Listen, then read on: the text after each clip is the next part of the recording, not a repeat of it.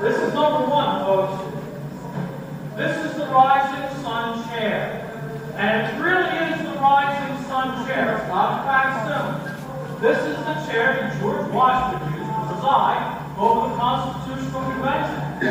Ben Franklin gave it his name. He said he often looked at the sun at the top of the back of the chair, not knowing it was a rising or setting sun. And now that he's seen the Constitution, he had the pleasure to know it was the rising sun of a new nation. See the chandelier? 3 pieces, cut glass. This been hanging here since 1744. See that coat of arms? The Penn family coat of arms? Been hanging there since 1751. See this stick? This walking stick belonged to Thomas Jefferson. He got it from Ben Franklin in 1776. So you see, I don't touch anything. Now, ladies and gentlemen, we have to conclude this tour because the next tour will be coming over in just a minute. So at this time, I have to ask you to leave and go through these doors out the south exit of Independence Hall. I hope you come back many times, and I surely hope you enjoy your stay. Oh, okay, right there. The first time it's run, this is actually the third time it's run by our founding fathers. Okay. Hello. All right.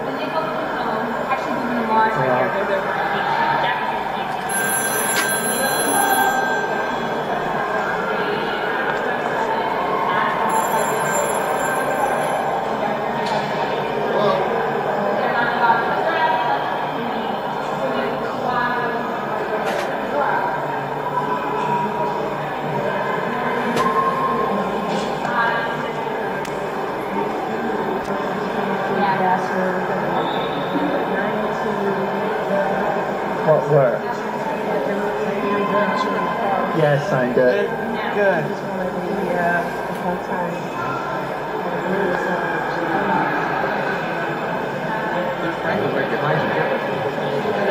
And as the traitors that they were, all of a sudden to lose the war meant to lose your life. So objective number one is to not lose the war. Whether they wanted to become it or not, these men became the first government of the United States of America. They didn't have any choice. To lose was to die. So here they were. And they weren't fools. They knew that they weren't going to defeat Great Britain all by themselves.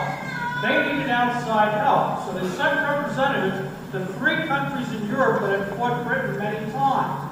To the French, to the Spanish, and to the Dutch. And all 3 of those countries were quite sympathetic. But they also remind us, you know, you guys are brothers, and brothers have fights, then brothers make up.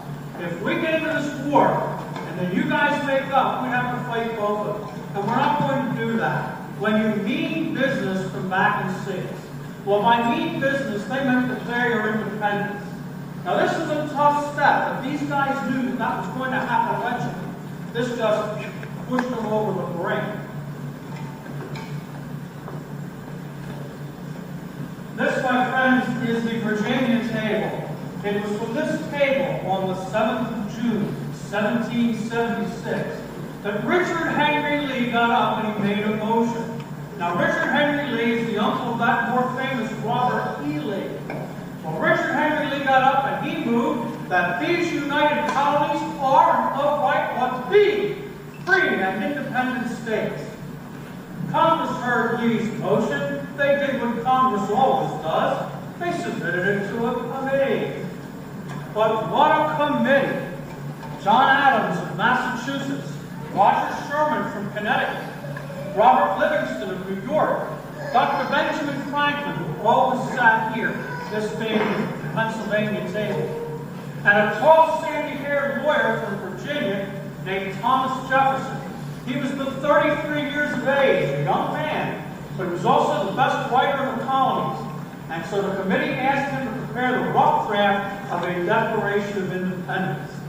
Well, for 17 days in June, Jefferson wrote, gave the committee his rough draft. They made a few changes. They brought the document into this room, and Congress went over it line by line. And they made changes. Reason? They were putting their heads by signing this thing, it ought to say exactly what they wanted.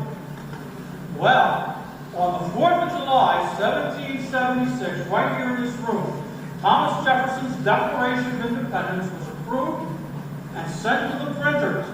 220 copies were rushed up and down the coast to all the colonies to be read to all the people. Now, that wonderful handwritten copy, you know, the one that looks like this. Now, there were 220 of the printed ones. There was only one of these, all right? The original is down at the National Archives in Washington, D.C. This came from our gift shop. We'll have to do. This was signed on that very spot on the 2nd of August, 1776. Okay? The first to sign was that fellow from Massachusetts, John Hancock. You know, he made that big signature in the middle we've all come to know. Okay? And when he signed it, Hancock then turned, go ahead. I'm trying to accommodate everyone. Okay? Then he turned the document around for the others to sign, and no one got up. No one got up for about 20 minutes. And finally, Hancock said to these guys, look, if this goes to Britain as is, mine is the only signature on here. You know, give me a break. That's when Dr. Franklin got up and he made a very famous statement. He said, you know, if we don't all hang together now, gentlemen, we will surely all hang separately later. So he got up and he signed. 56 individuals eventually signed this. It took some courage to sign this. If you sign this and we lose the war, the British know who to come and hang. You gave them your autograph. Okay, so it took a lot of courage to sign this. But these were men of rare courage to sign what they did. Now, the other reason why this room is so important to we Americans, you do realize our first government, the Articles of Confederation, failed. This was a weak league of friendship between 13 little independent countries. And while the war was on, boy, were we united. But when the war ended, we began to drift apart and began to argue over everything, over boundaries and territory, over the rivers that flowed into the interior, over taxes. Does that sound familiar to anybody in this room? Okay. We argued over foreign affairs, trade, war, peace, all kinds of things. Finally, those two gentlemen I told you about in the East Wing, James Madison and Alexander Hamilton, called for a meeting in this very room to strengthen the Articles of Confederation of Government. Now, the trick was you needed all 13 states to agree to any change. Anyone here from the great state of Rhode Island?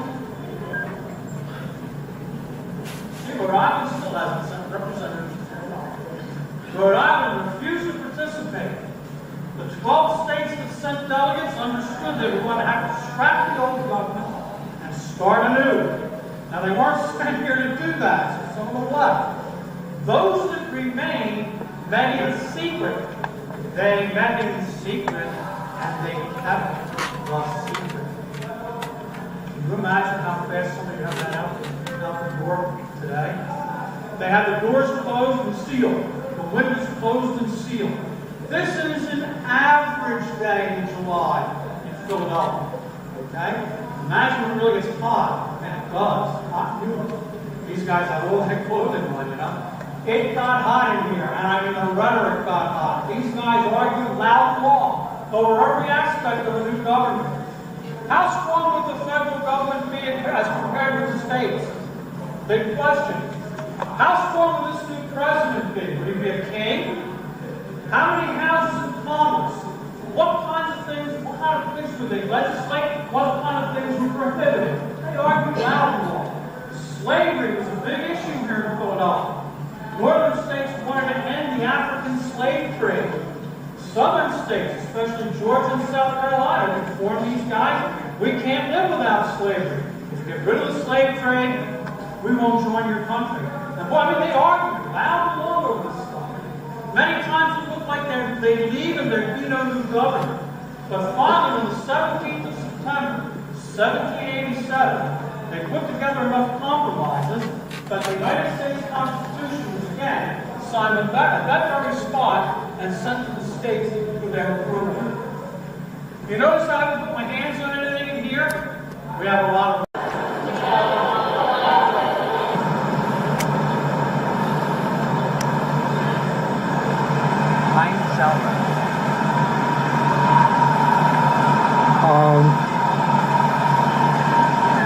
Once upon a nation, that people come and tell stories here.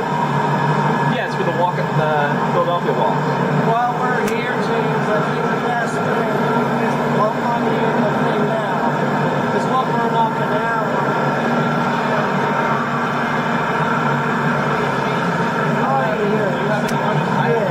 Yeah, I figured that.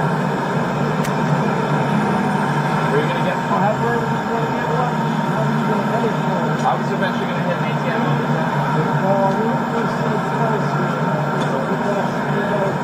We'll get something, and there's an ATM right here, and this is Wachovia, I think. Yeah. This is Wachovia Bank right here? Yes, it is. And there's All right. that's an ATM.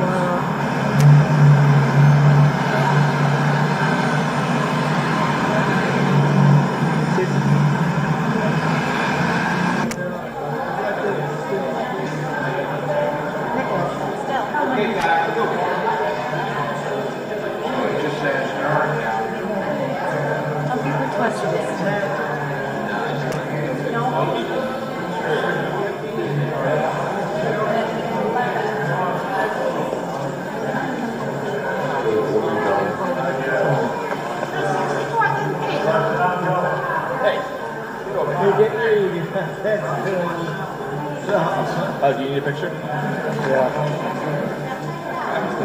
Oh, I just hit the red button, Ted?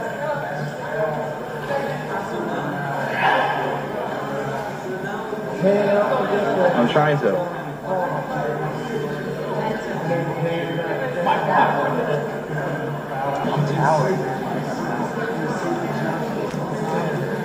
Ready?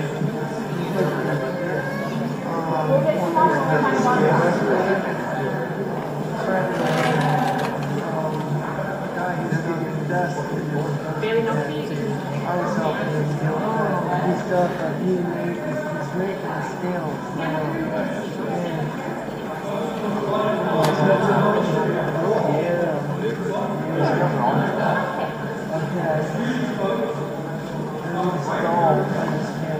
No, it's just the way it sits.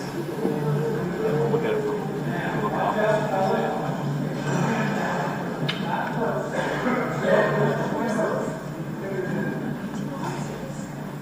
No need. I'd like to welcome you today, folks, to Independence Hall. This building was begun in 1732 and largely completed by 1744. It was the colonial government house of the Penn family. William Penn founded the colony of Pennsylvania in 1682, ran it basically on his own until his death in 1718, and then his widow and his sons ruled the colony until the Penns were rather rudely ousted from power in 1776. This then became known as the Pennsylvania State House, and the official title of this building, even to this day, is the Pennsylvania State House. We get that wonderful name, Independence Hall, from a very famous visitor who came here in 1824. He was the Marquis de Lafayette. He was that very famous Frenchman who rose to become second in command to George Washington himself during the Revolution. But when he came to Philadelphia, he announced he was going to the Hall of Independence, and a big crowd followed him. And City Father said, good name. And so Independence Hall has been ever since. Excuse me. Now, this is the courtroom. This is where we start our tours. And let me first say to you, everything in here is a reproduction. If I can touch things, they're not original, they're reproduction. Okay? It's a very good reproduction of a courtroom as it might have looked in about the year 1760. And if we came back in time, if we go back in time, come back into this room in about 1760, and a trial was going on here, we would understand almost everything that's going on in that trial. Reason is, our legal system comes to us lock, stock, and barrel from Great Britain. I mean, when we gave up being English, we didn't give up everything that was English. Okay? And let me show you what I mean. When you walked into this room, you didn't have to open a door. You see, if you were accused of a crime, you were entitled to a speedy and a public trial. Oh my, would the public have been where you are now? I mean, wow, it was interactive too, but I'll tell you, they were hooting out. It was really something.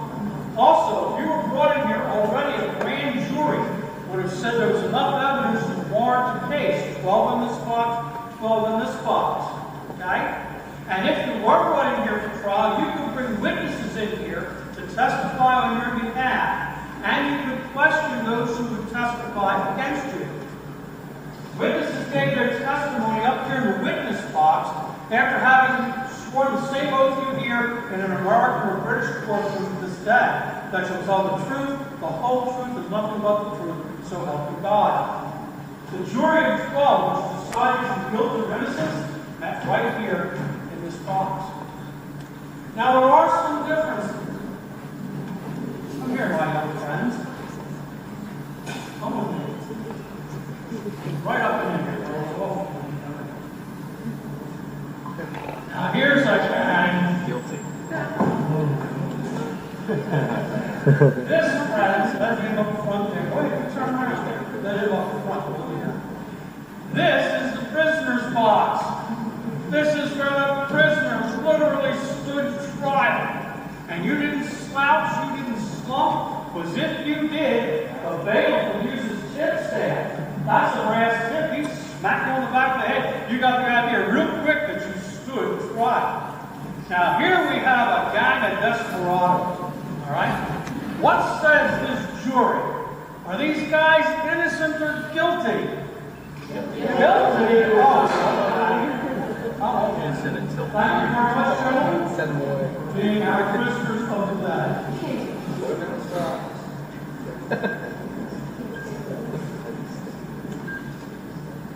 Thank you, gentlemen. Lawyers from both sides sat at this table. Yeah, your lawyer was sitting with a guy trying to put you into jail. You better hope your lawyer's on the up and up. They didn't do deals in those days like they do today. We have this set for three judges tonight. If you were here for a minor offense, it'd be one judge.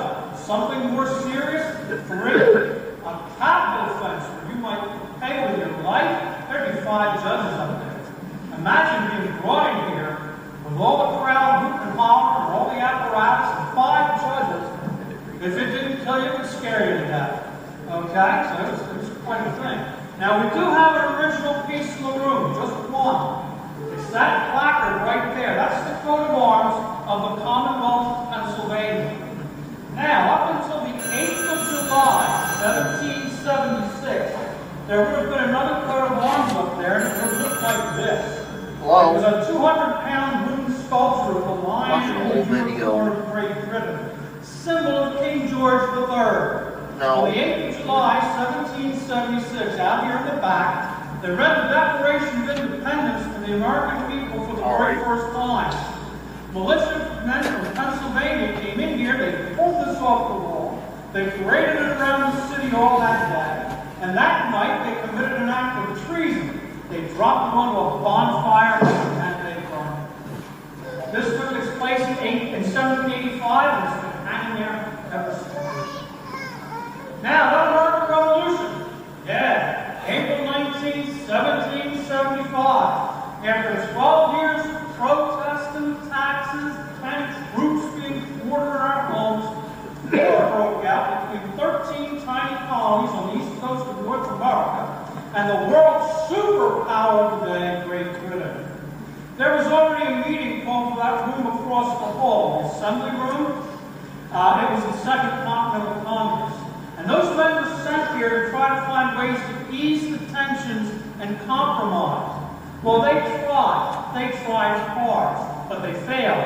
And when they failed, events happened in that room that make it one of the most important, not only in the history of this country, but as events would have it in the history of the world.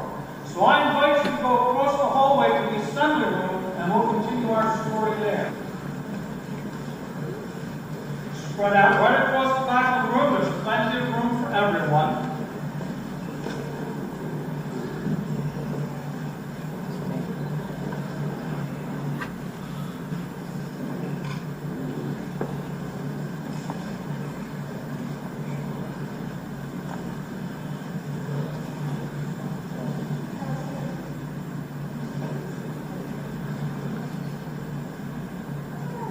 Now this is the room you came here to see today, ladies and gentlemen. This is the assembly room at Independence Hall. This is where the Second Continental Congress began meeting on the 5th of May, 1775. Now remember, war had broken out up here in Lexington and Concord, up here in Boston, back on April 19th. So the war was already on when these guys came here. Now they did what they were sent here to do. They sent a letter to King George III, and it's called the Olive Branch Petition. The Olive Branch of Peace was offered to King George one last time. Now, in that letter, Congress asked King George to stop the fighting and to compromise on the issues that were dividing us. Issues like taxation, representation in Parliament, acts of trade, those writs of assistance, those were those general search warrants that were issued, and the quartering of troops in our homes at our own expense. Well, they got a reply from King George III. He told these men that... And it's really amazing. That's pretty significant.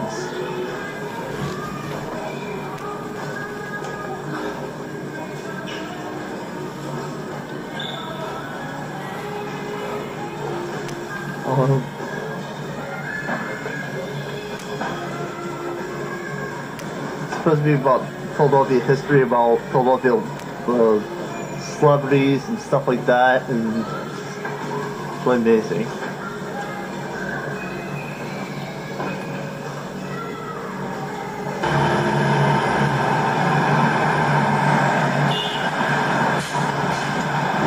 Oh, sorry.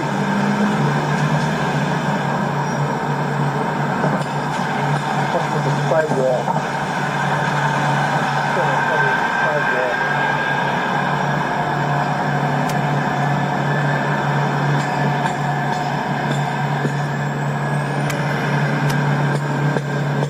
Oh, here we are in Philadelphia. It's been about a while since James was supposed to be showing, but he should be good coming soon. I think. I guess. I wonder. I hope.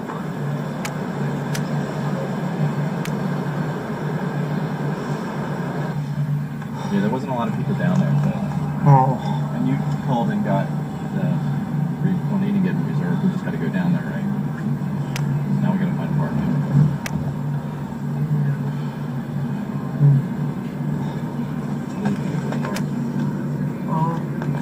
Talking directions. Alright. Take Market. Go over 6th. Look, you'll see Independence Hall on your right. Then make a left onto. That's where I was waiting for you. What's that? Down, all the way down to Independence Hall. No, there. Back the gallery? Yeah. I figured. Oh. So wait, go down to 6th and then what? Yeah, it's you see that Wachovia building? Yeah. We want to make a left there. Now, find parking around the Independence Mall. Okay? And if not, then we'll find it up by the let me just guide you. It's easier than trying to talk. Not just down by one, make a left. This is the visitor center. That's where you take your ticket. We're gonna go back by the statues too, Ted. Okay. We figured to do the Independence Hall. That means to do the Liberty Bell. No, we didn't. Well, maybe we'll do It's Liberty right Bell. there. And I also want to do the find Franklin Street.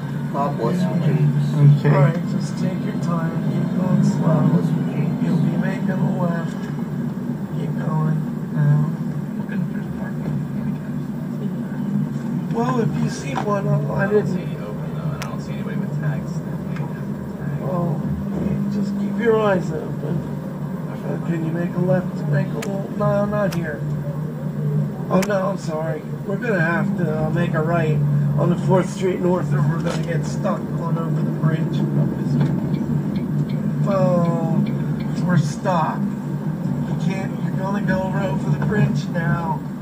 Yes, you will. If I go that way, I can go right here. I go down All Ray right, Street. you're gonna have to sneak behind the damn circulation where they make coins. Make a right here and then make a right behind this.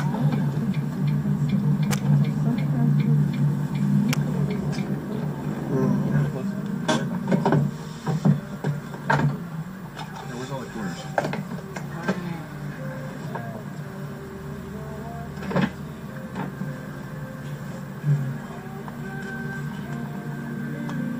It is 4 minutes left on it. So. Here you go, Ted. Can you pop these in the thing? Got them all?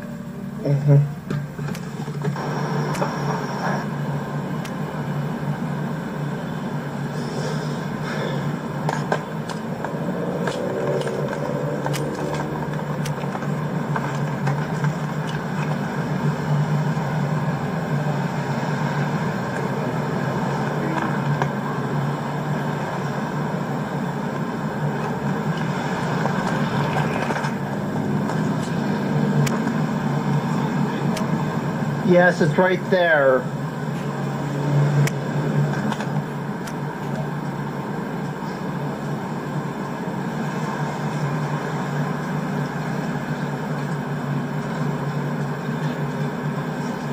That's Benjamin Franklin's last resting place, where all those pennies are.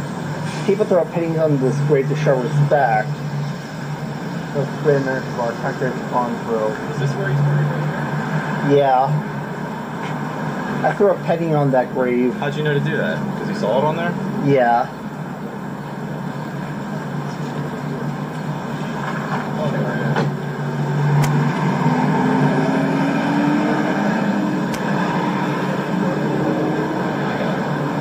You just gotta get the water and stuff now. Slow.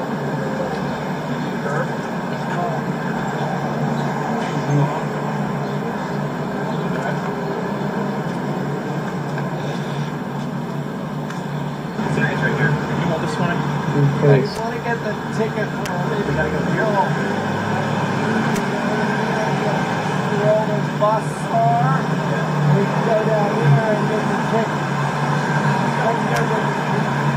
Yeah. That way you guys can do everything in your own time.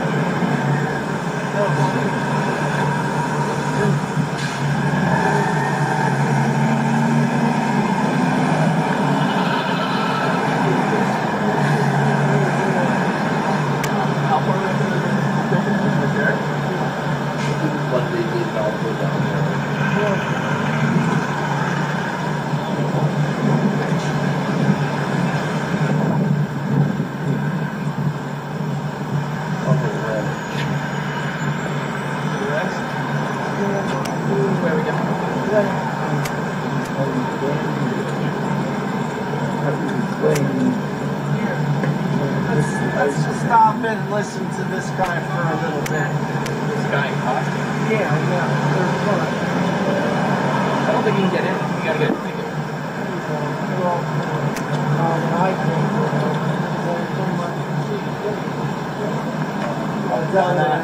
See? While they're talking, their talks are 15 minutes.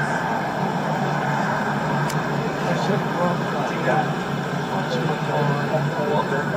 That would have been too much Kane. to carry. Kane?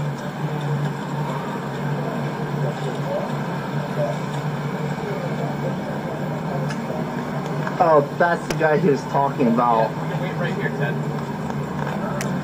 Well, I'd rather get tickets. This goes on all the time. Alright.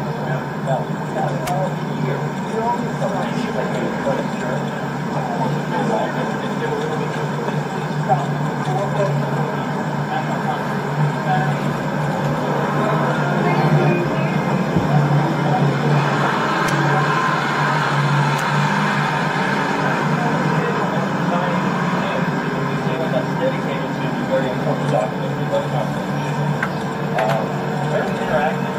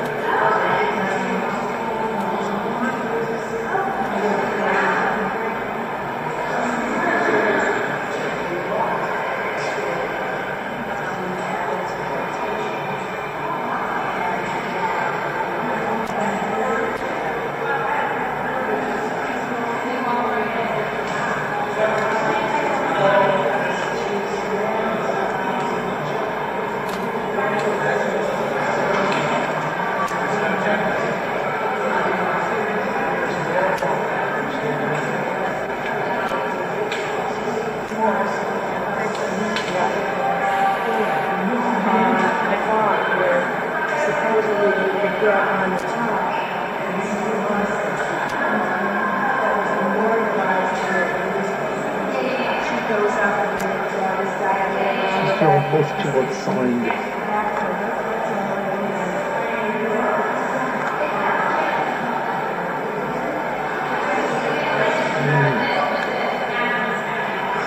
Things.